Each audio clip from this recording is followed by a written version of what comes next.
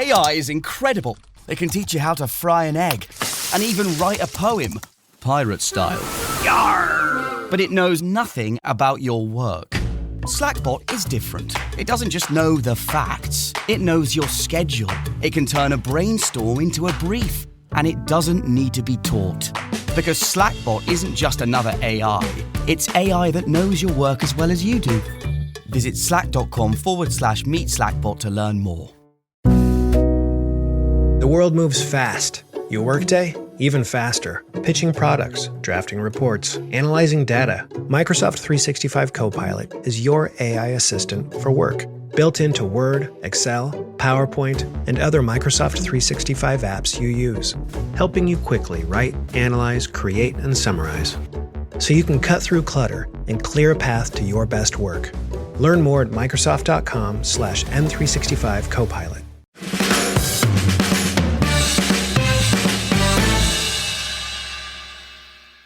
Welcome to No Question About That. I'm Ed, today with Isabel. It's been a while. How are you doing?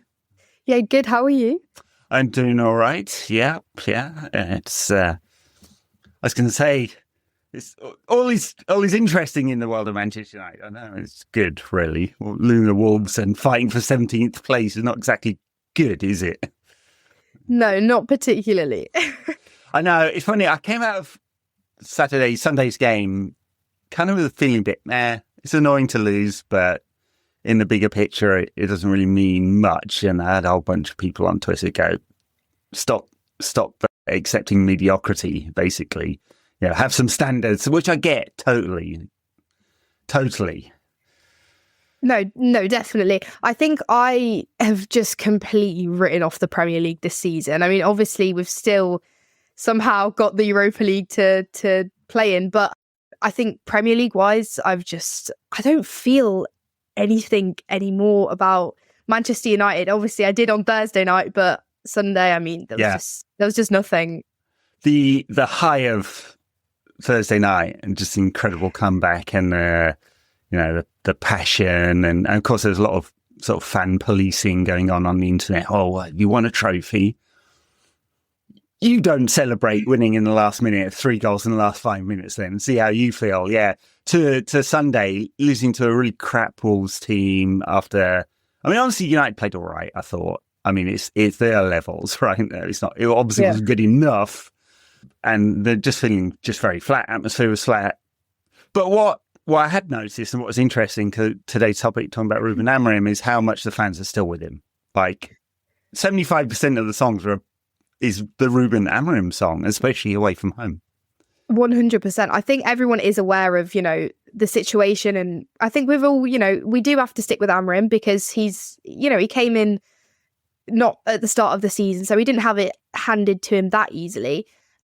And we have had injuries. I think there's a lot, to that goes into it. But I mean, I'm glad the fans are still behind him.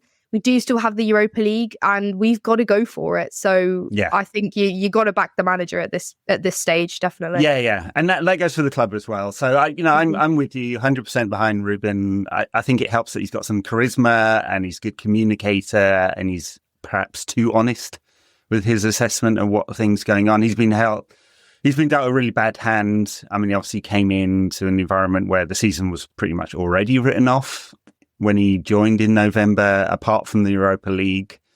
And so that's the context. We let 2 attackers go in the winter without replacing them. And now we can't score any goals, surprise. It's a pretty thin squad from that point of view. It's definitely thin in terms of quality, as we've seen. And he's changed system. He said there would be a storm. There's been a bloody hurricane, I'd say, of disastrous results.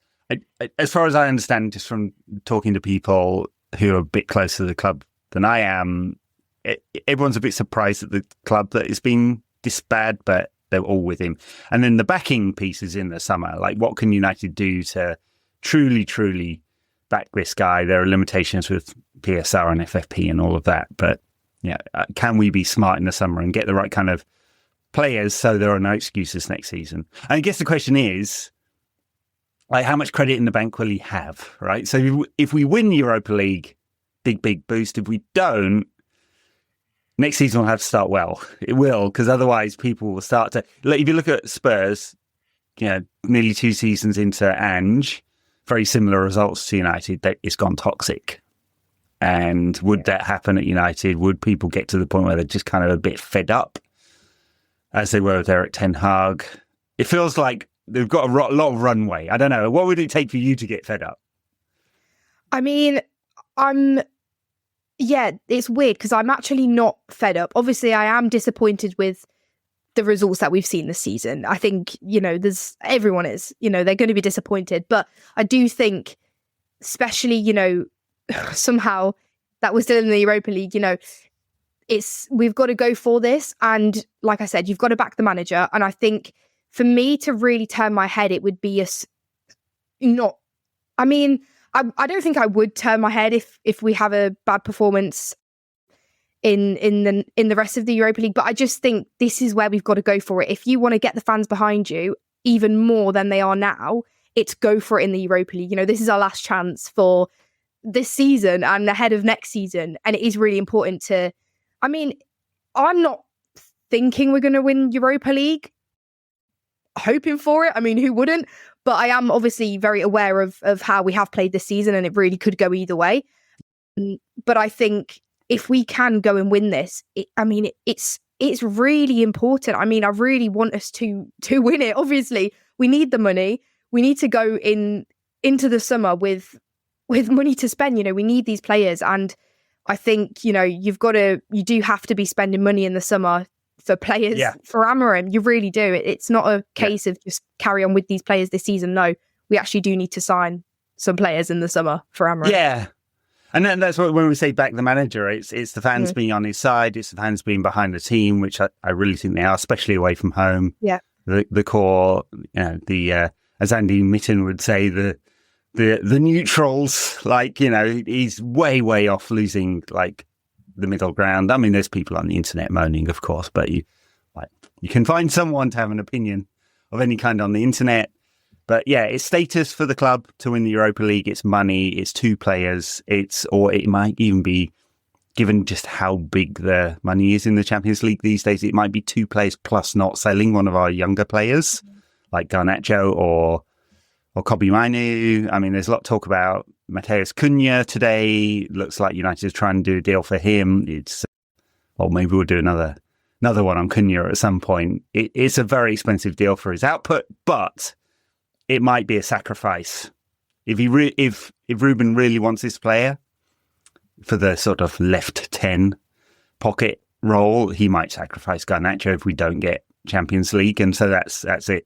And just on Ruben's record, and part of the reason I think I'm still behind him is that he's obviously a good coach. I can see what he's doing on the pitch. You can see that the way United are trying to play in a way that I didn't ever feel I knew what Ten Hag was trying to achieve. It's not good. I'm not trying to claim it's good on the pitch, but I can see it. I was looking at his win record. Casapia, 75% win record. Braga B, 72%. Braga, 76%. Sporting, 71%. United, 38%, right? So he's produced good, winning, strong sides. I don't think that's by accident. He knows what he's doing. The executives at the club behind him. He just needs the tools, and he needs to get rid of the players who don't believe, basically. No, that's it. And I think, he's came into Manchester United in when was it? Early November? November, yeah. Yeah. And actually tried to change it, put his new tactics into this Manchester United team. And that's not easy because these players are so, like you said, we just didn't see anything under Ten Hag. We don't know what his system was. I don't know what his system was. I don't really know what he was even trying to attempt to do. Whereas at least we're seeing that with Amorim. We're seeing his attempt at a system, and it has worked sometimes. Of course, there's areas for improvement, and I think that does, relate to which players we've got. And if we can get Acuna in the summer, that would be huge. And of course, I don't really want to lose Garnacho or Kobe Mainu just because of more of numbers. I think, we need as many players as we can keep. But I think you do have to go out and get a good player that, we've got to trust him.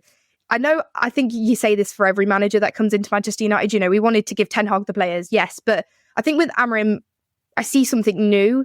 that I didn't see under Ten Hag. And like I said, it is the system. We're seeing his attempt at really trying to change the squad. And I think that's huge at Manchester United. We need someone to go for it.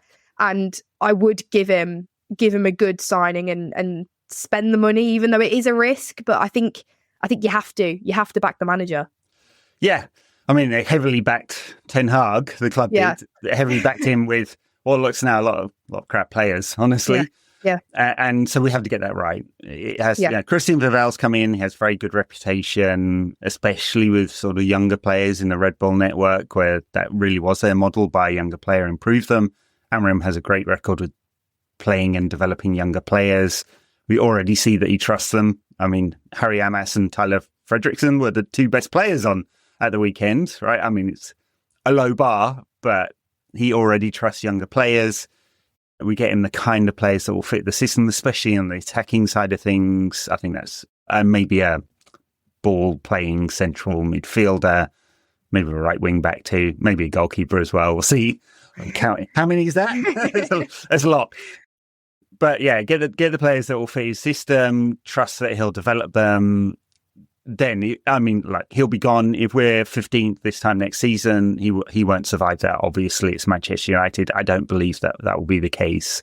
I'm quite sure with a full summer under his belt, even if there were no changes in the squad, and there will be a lot of changes, I think we'd see a lot better results. This squad is better than 17th or 15th or whatever. Yeah. It doesn't really matter. Like, once you're in the bottom half, right? It's gone.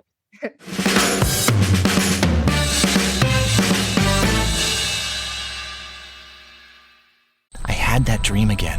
My small business needs to hire, but I don't use LinkedIn, and I hire wrong. So then I'm doing IT, and when I go to plug the servers in, they become sentient, and they won't let us access our network unless we forward their chain emails and memes to more and more and more people, and then I wake up.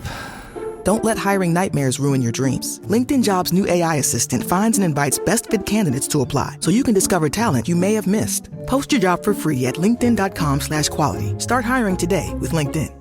Mom, I like to propose a dinner optimization plan for 2026. Soccer practice every week. Get back late and you're stressed out about making something fast, but actually nutritious for dinner. When Ashley's mom picked me up, I noticed that she made Blue Apron. It came like a little kit. By the time it was ready, I still had shin guards on. And it was real food, fresh veggies, protein, actual flavor. Take her from the younger generation. We're innovators, keeping a couple Blue Apron meals around. Not the worst idea. Get $50 off your first 2 orders plus free shipping with code STIR50. Terms and conditions apply. Visit blueapron.com/terms for more.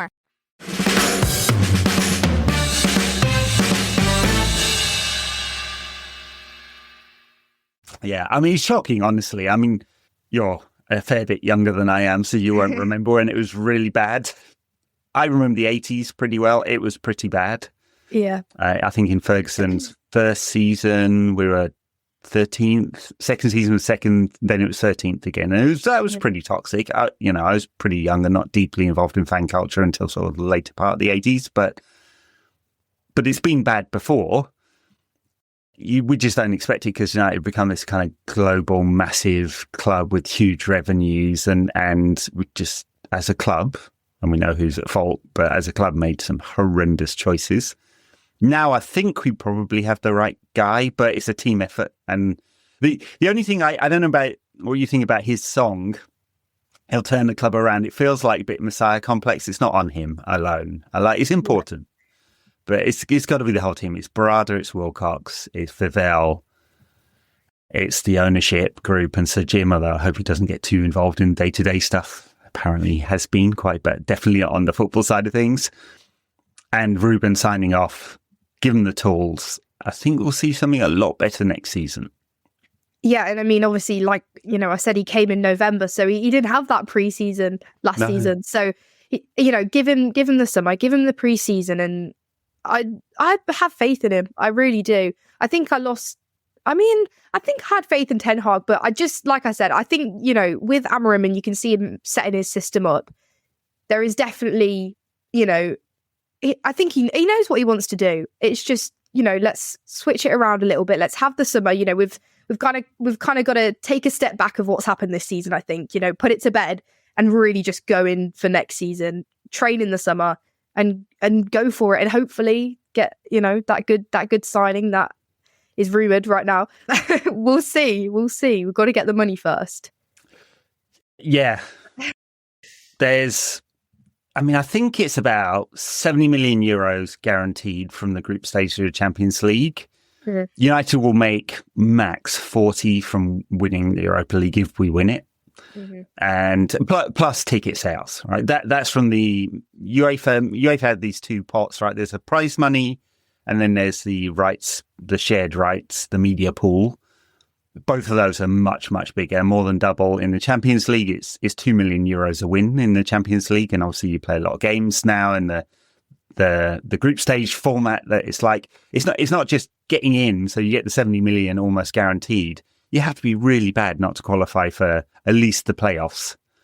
I mean, Manchester City did their very, very, very best to not qualify, and even then, stumbling over the line, losing all their games, they managed to get into the playoffs. And so there's just a lot of money on the table. And of course, if you do well, there's the potential prize of getting into the Club World Cup, which is stupid. But I don't actually know if the Europa League is a qualifying route. It might be in 4 years' time. Who knows? Like FIFA make up the rules. They invented a way of getting Lionel Messi into it. But that's another 150 million guarantee. That's insane. It's really going to skew the market, that one. So Chelsea and City, they're going to have a big pool of money. It just doesn't seem very fair, but there you go. No. So, anyway, status, money, players. Cunha, they're making a big bet on if they pull that one off. I mean, it's probably overpriced for his numbers. He's outperforming XG by twice this season. So those 14 goals really have only come from 7 XG. He is playing in a really crap Wolves team. Yeah. So you can, I don't know where those two balance out. He would get more chances at United in theory. So touch wood. Yeah. Yeah. And he'd fill that left-sided 10 role. I don't know what that means for Bruno. Is he going to drop back into midfield, as he's done a lot? Would he play the other 10? What does that mean for Ahmad? Does he play the right side 10 or the right wing-back role? What does it mean for Garnacho? Is it a season on the bench next year? That wouldn't be bad. He's a good impact sub and he's still young. Yeah. What does it mean for Kobe? Because Kobe played... he's come on twice now, both against Lyon and against Wolves, and played. Or did he start against Wolves? Remind me, I can't remember. Started against Wolves, but played further up the pitch. So Ruben seems to think he's one of those. He's talked about his small spaces skills, which is true. He's brilliant in those small. We saw that goal against Lyon. It's pretty much only Kobe can pull that one off. Yeah. No, definitely. That is my only worry. I think we've just got to make sure that Cunha does actually, fully fit into this squad and the players around him. Because I mean, moving Bruno deeper, is that what Amorim wants to do? I don't know, but I mean, you got to trust him. You got to back him. Yeah. I do. I mean, on Cunha, there's a lot of things to like. I mean, he's just right at the top of the age profile I thought Ineos might go for. He's 26 in May. Mm-hmm. There wouldn't be much resale on a 5-year contract, but I mean, if that's the one really, well, I mean, maybe a striker as well, but if that's one of the two big signings this summer, then cool. He's got a pretty decent record, goal scoring, creation. It's not brilliant, but he's in a really bad Wolves side. He's a really hard worker on the pressing. His pressing data is fantastic. He's a bit of a nutter.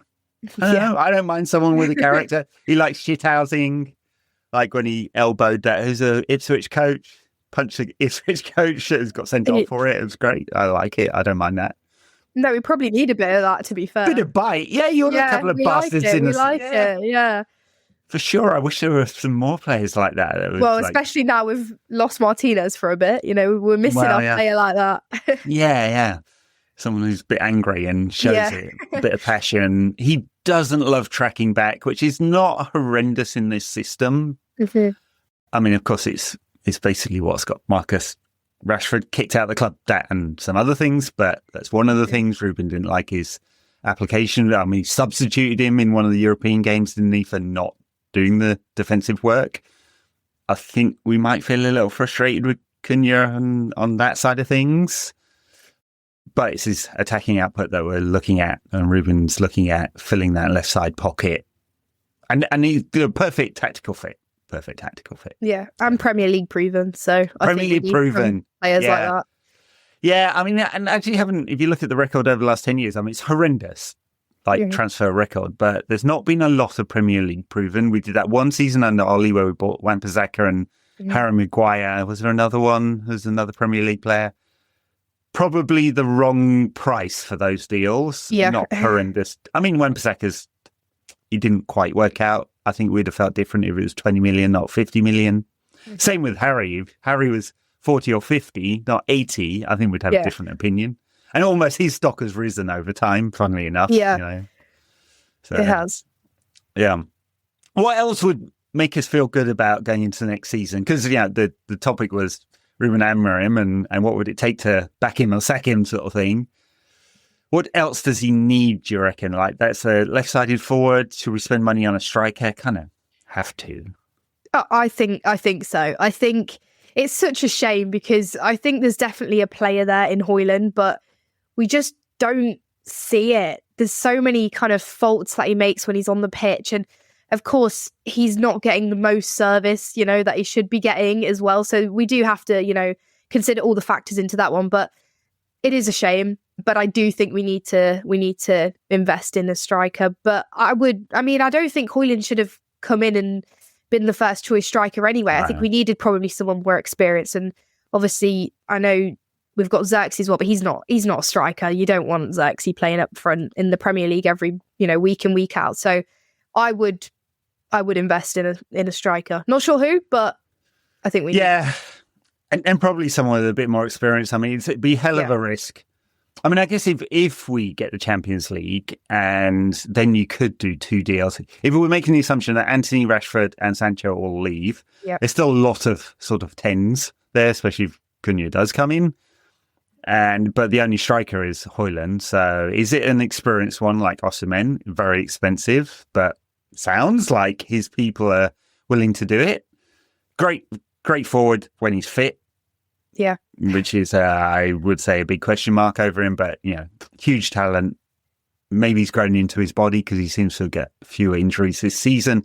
Or a Liam Delap, no experience. I'd say if you manage to offload Højlund, maybe it would be a young player like that, plus an experienced. I'd be very worried if we went into next season with, say, Højlund and Delap as our 2 striking options. I'd be very worried. So would you sell Højlund then? Yeah, I think the club, as far as I understand from talking to people, the club made that decision already. Really? The issue is money. Yeah. So it was 64 million plus add-ons. That works out about 50 million season PSR. So we'd be looking for 45 million to break even on the book value. Anything other than that, anything lower than that, and no one's going to pay 45 million for Rasmus Højlund. You take an impairment charge, which is basically to say you have to make the adjustment for the difference between the book value and the sale value and take that off your PSR, basically. It's like nerdy accounting stuff, but I think it's fair to do it that way. It's just you're saying it's like it'd be different in the squad cost rule if that ever comes in, which we get in UEFA, but you don't have in the Premier League. But it's basically to say you can't make a massive mistake and just make up for that with owner funding in some fashion. Like, you have to pay for your mistakes. And United have done that. We get fucked twice on paying too much for players and then paying to get them to leave. It's same with Anthony. Basically, we need 32 million to break even, given his performances for Betis, which are about the same, but the output is happening like it did in the first year. Yeah. And they love him. So, maybe they could stump up that 40 million euros, would they? It'd be a massive fee for them.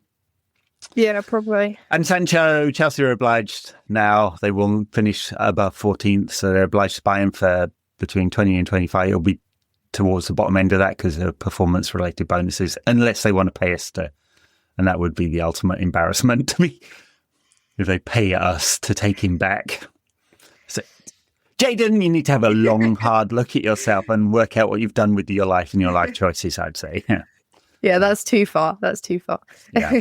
And then Marcus, I guess it really depends on if Aston Villa can get European football because that'll budget. Although there was a report today saying they're willing to offload Ollie Watkins, who Arsenal wanted, would be a good fit there in order to make room for Rashford. I don't know whether that's true or not. But if Emery likes him, and he's a good coach, and he has been playing Rashford ahead of Watkins in quite a few games, so that would it releases money, right? Yeah. I mean, it's big match tonight, Villa and City. So I don't normally say this, but come on, Villa. Yeah, I know. Yeah, don't mind that. Yeah, I mean, Brummies, whatever. They're happy because it's just a few years ago, Aston Villa were in the Championship, right? It's not that long. So maybe all of that will release money, and then we buy a striker, a midfielder, ball carrier, passer, because we don't have that at all.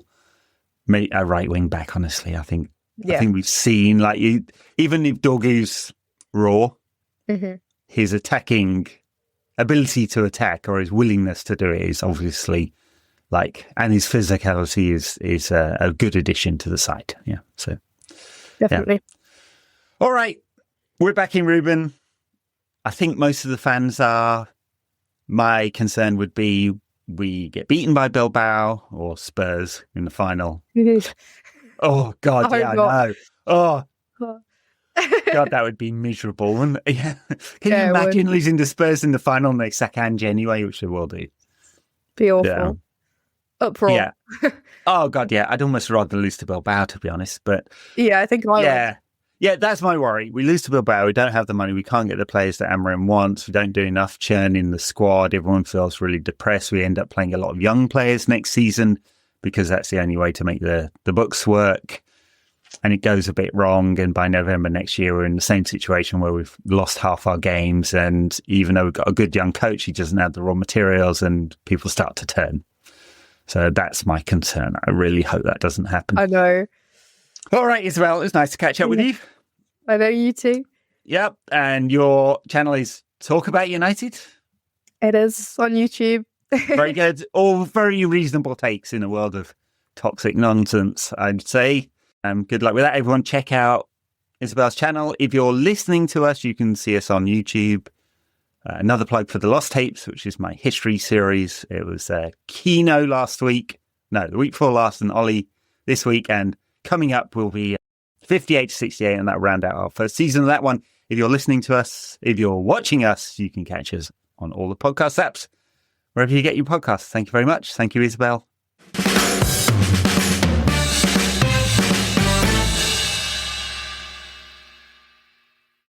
This episode is brought to you by Dead Man's Wire, the new film from Roquet Entertainment. Dead Man's Wire is the incredible true story of the 1977 kidnapping that turned an aspiring entrepreneur into an outlaw folk hero.